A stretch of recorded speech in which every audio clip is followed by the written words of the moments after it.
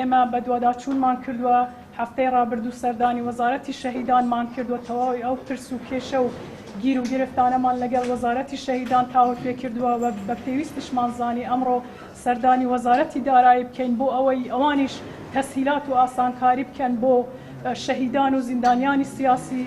بەم هۆیەوە لەگەڵ جەنابی وەزیر دانیشتن و دانیشتنێکی تێر و تەسەڵ بوو.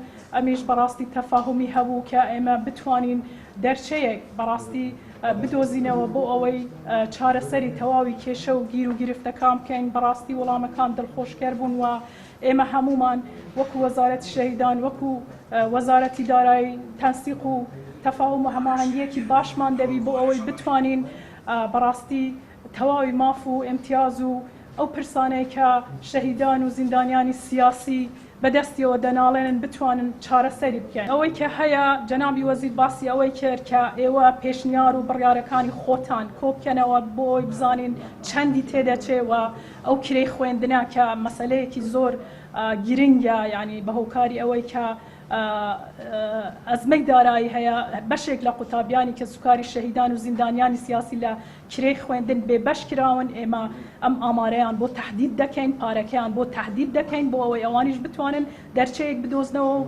هاوکاری کە سوکاری شەهیدان و قوتابیانی کە سوکاری شەهیدان بکەن.